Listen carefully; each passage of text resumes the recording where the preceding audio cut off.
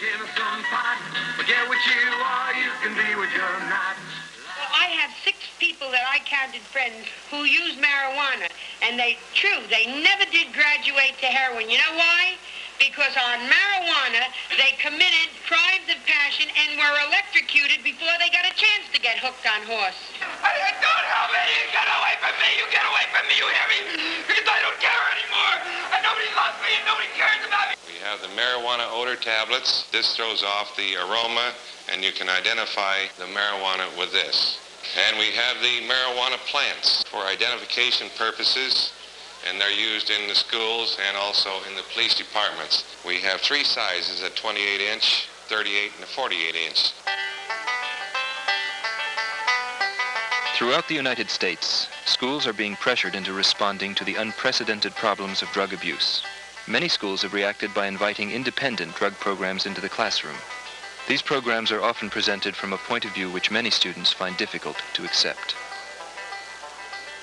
And you are going to listen to him lecture to you. There will be questions and answers, won't there? Okay, I'll introduce to you Sergeant Odor now.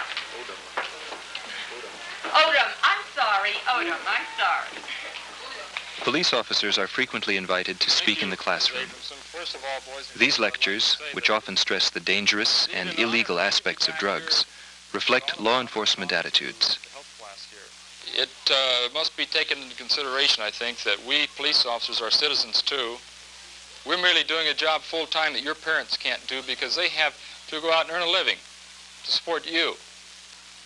So therefore, we must have the respect and the confidence of the community and your support in order to protect your lives and property. Now, I mentioned that we gather facts and give information. It's in the vein of giving information that police officers and other people, teachers, many people go into the community and give lectures and give programs on drugs. Okay, if we could have the lights turned out, please, I'll turn the slides on. Does anybody tell me what they call these? What are they? What? No, that's not a roach, something else. We'll look at, what is it? Joint, that's right. Anybody tell me what those things are? What are they? What, clips? Right, roach clips, that's what they are. Hairpin, somebody said a hairpin. That's right, that thing in the bottom there is a hairpin. That's what they use. They use anything just to hold the roach with. Now, the reason they use the roach clips, they like to smoke marijuana down as far as they possibly can. Okay, this one, I don't know if you recognize, you can tell who that guy in the red and brown shirt is or not, but that happens to be my picture there, and that just happens to be a large seizure that we've made of this type of drug. Okay, now we're going to talk about something else, and what do they call these? Anybody know? Downers, that's right. Now, anybody know what a downer is? What's a downer? Something that slows you down. Well, it's something that slows you down. Okay, what is it? It makes you sleep a lot. That's right. This is one of the things there are, the sleeping pills. And now the blue one. Anybody know what they call those? Blue Heavens and Blue Angels. That's amobarbital. What about the red and blue one? What is it? Rainbow. Rainbow, that's right. Now, when they take the drug, they will look very much like they're asleep. They're drunk. They're intoxicated under alcohol. But the trouble of it is, they can take 1 or 2. Then they might like it. You might like one if you take it. That foot you see there is of a dead person. You see what happened? They burned the complete sole off of his foot, all the skin, because they didn't realize that he was actually under the influence of this drug and was dead at the time that they were burning his foot. They thought they could wake him up. Now, from the opium poppy plant, we get the narcotic drugs that are given to people when they suffer from pain. Say you break a leg. Now, this is what they use to prepare their heroin with. You say, well, how do they fix it? Well, they put a little bit of the heroin in a spoon, a little bit of the powder, like the brown powder you saw, into the spoon. Then they place a little water with it. Well, it won't mix up because it's not water soluble, so they have to heat it. They use, like the matches you see here on the screen, they use these matches till it gets heated to the way they want it. Then it becomes liquid. Then they will put it in the syringe. They place the cotton in the spoon. Now that cotton is supposed to remove the impurities in it. How come if a doctor prescribes it to you, it helps you, yet when you take it without the doctor's prescription, you get ill and sick and things like that? Now we got to realize that drugs are good. Drugs are not bad. It's what they're used for. Now it's the symptoms of the drugs, which could be the abuse of the drugs. This is a symptom. The drugs themselves are good, and they manufacture these things to be used for good. Unfortunately, there's people that find that they can get different reactions from them, and they abuse them. Now, there's something that we haven't even talked about drugs. The illegal use of drugs are against the law. Now, this is something we all should realize. This is one of the biggest problems, and it could affect you. You're in a group, and somebody takes some pills, and they pass out from the... Don't run. Don't run. Tell the police, if it's the police that come, tell them the type of pills they take. This is why so many young people die from overdoses, because a person will take a bunch of pills, and the group that he was with will get scared and run away. I would think that it would be better for any of us to suffer a little bit of trouble a little later on than for that person to die. I hope that I've answered some of the questions, and I'm going to give you back to the teacher now. We'd like to thank you very much.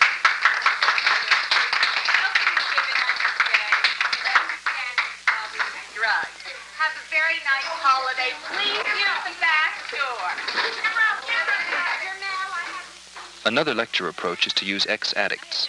Gina, a former heroin addict, is able to involve the students in an atmosphere of free exchange by being totally candid about her past. I was a prostitute for about 3 years, and I could not do it unless I was loaded. You understand? Like the periods, like if I cleaned up and I was on the natch, say, and if I needed money, nobody could give me enough money to do something like that.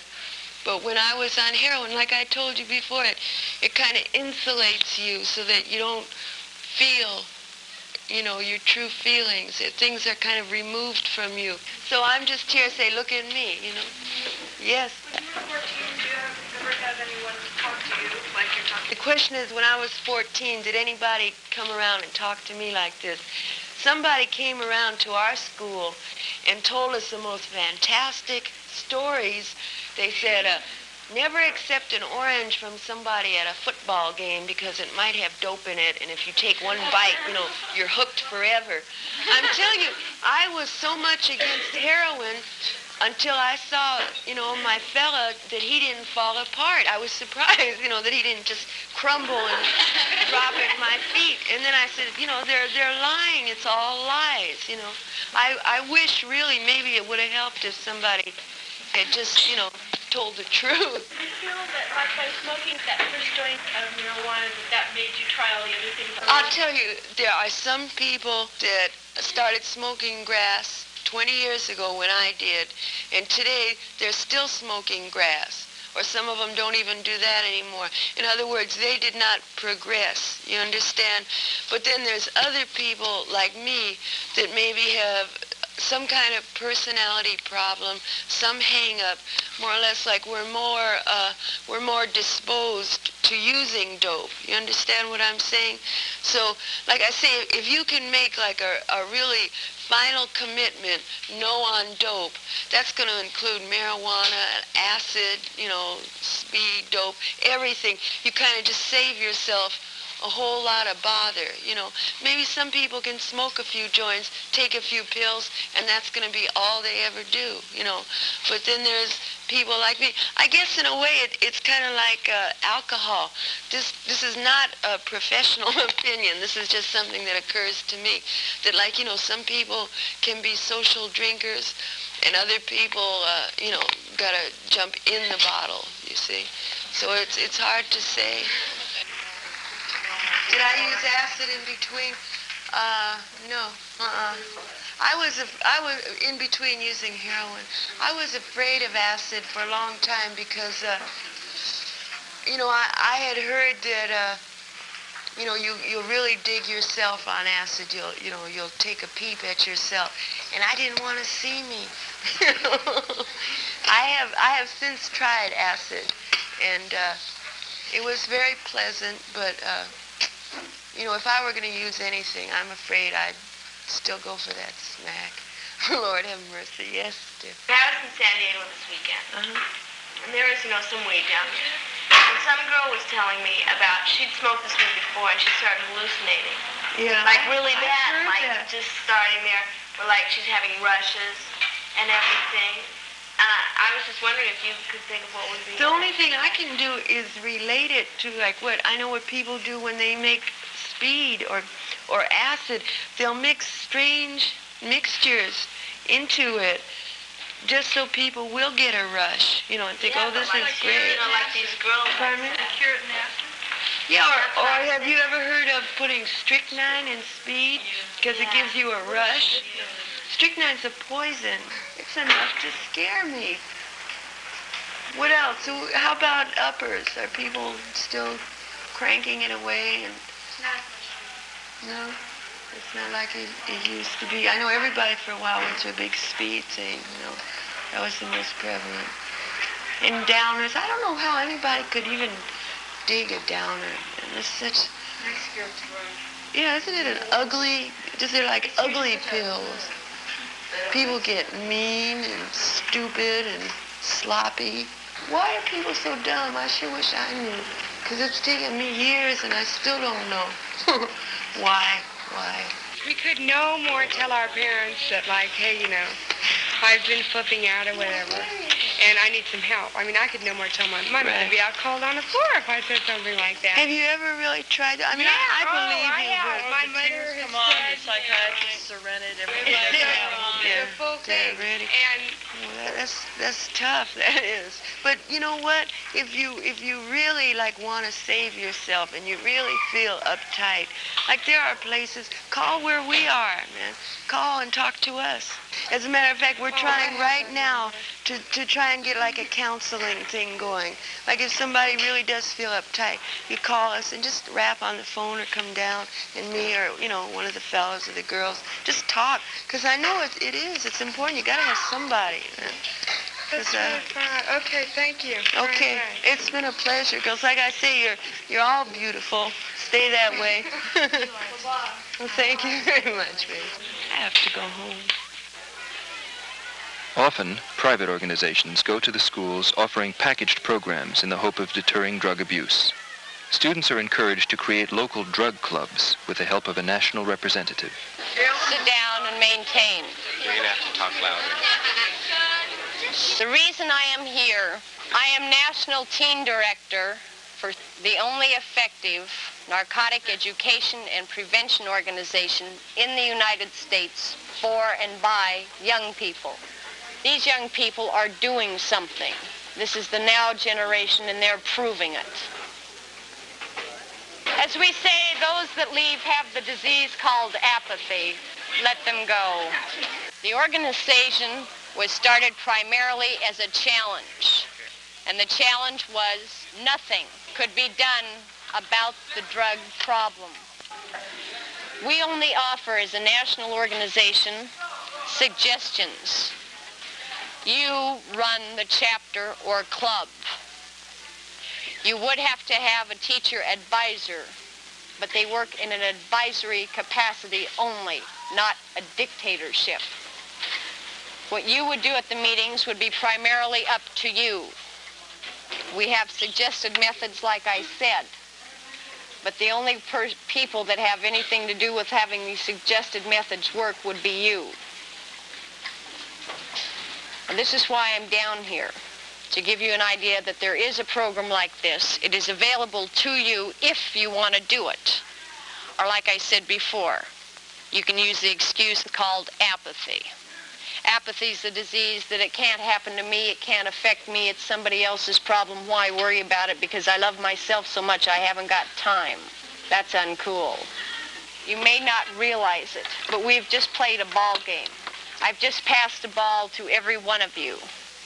You can sit there and suck your thumb and drool all over yourself and be a bunch of little snithering idiots. Or you can catch it and tuck it under your arm and do something. Get involved. Quit passing the buck. Help your other friends and peers get rid of the problem called drug abuse so you can go on and have a better and bigger problems to challenge you next time. Yes? Well, don't you think a lot of the students who are really taking drugs are going to think that it's a big best to not come to any of these sessions? You've just got to make sure that word gets around that you're not junior narcs. You're not. You haven't got the training, the ability, or the intelligence. Sharon Lanham certainly is able to get down to the level that these kids understand. She talks their language, does it very effectively. Hardly no kids paid attention. They were just talking to their friends. Well, I think it was enthusiastically received by most of the students that were there. About half the people just walked out and just left. How come? It was just disinteresting to them. It just started getting boring. Despite their efforts, most independent drug programs lack genuine student interest. Others have found that a successful approach depends on the initiative of the students themselves. In a 3-day seminar at a rehabilitation center, high school students met with ex-addicts to discuss drug abuse, current programs, and possible alternatives. You see it everywhere, you know. You see posters about drugs. Psychedelic shops are in every neighborhood. And they're advocating the use of drugs. Now, how do you see it? Now, I've told you that it does create a problem. Now, what problem do you see through the use of drugs? Can you have that much foresight? Well, we've already got the problem. We're stuck with it. We've got to find some solution at this point. Some program that we can set up at our schools. Does everyone agree with that? Yeah, because like you have your own program here, and it's fine, you know. But like you're really, I mean, you were addicted to like heroin and everything. But people at school, like they're on pills and they're just starting. And yeah, I mean, you have to catch this thing before they get there. And you have to make sure that any presentation that's made is always factual, because you know you just start telling people if you say like well, marijuana definitely leads to heroin, then you've turned off 90% of the people right there, and they don't give a crap what else you're going to say. I've seen it, on TV. I've read it so many times, speed kills and all of that. The pictures of the men, with their arms all, needle marks. But I'm still interested in it. When you see these pamphlets put out by the police department, your child at this very moment may be on the brink of a whirlpool of death, insanity. And parents read this type of shit, and that's all that it is. Because but it's just, you can't tell me that from smoking marijuana, that it's a whirlpool of death that you're going to be second. It's put in such a melodramatic way that people can't look at things objectively. I feel that any effort to combat the use of drugs is good. Now, it's not going to reach everybody, but nothing is going to reach everybody. It takes different methods, different techniques to reach people. Basically, you've said that if you needed someone to set you straight, when you're maybe eating downers or smoking weed. And I think what we need is people in there who are willing to talk, not willing to talk, we're willing to listen. The room which we have established here, which has become known as the RAP room, was developed as a growing awareness last year that the drug problem here on our campus was not yielding to the usual counseling methods or educational methods traditionally carried out. We tried to develop a concept of some sort of a way in which we could help these young people, and the room grew out of this. When I went into the counseling office once to discuss a problem I had, the next day later, my parents found out about it. I going in there and talking, and the counselor said, Danny has a problem, it's got to be straightened out. And I mean, I didn't want my people to find out just yet. I wanted to get, rap about it and see what I could do myself. You came here because you thought you had a problem, didn't you? Yeah. I didn't know what the problem was exactly, but I've realized what it is now. What is it? Well, it was like drugs were a big ego trip for me because I'd always been hanging around with people that were older than me. Like they were doing it in order to prove to them I was just as good as they were, if not better. I had to use just as much drugs as they did, if not more. And so I did it. I've been doing it for quite a while. Well, what are you trying to do, for one thing? I'm trying to get my friends to put down on drugs, too, because I know... For yourself, for myself? Well, that's what I'm doing. It's for myself, because my friends quit, it makes it just that much easier for me to quit. When it became known around the school that we were even considering setting up a room like this, that we were recognizing the severity of the drug problem with some of our young people, I found a lot of the drug users, the heads, saying hello. The atmosphere of the school seemed to experience a change just because we were trying to do something, even though even now what we're doing is a rather minimal thing and still an experimental thing. But I believe it did have a positive effect upon the total feeling in the school. We live in kind of a state of truce, you know. That's what the best you can do with kids that are in this situation. But you don't use bad mouthers, don't use raising hell with them. There's no use pretend they don't belong. They're all citizens of the United States. They aren't going to be sent to Devil's Island. They're going to become citizens one way or another. And the best we can do is help them get into a mood to get out of this thing, you know.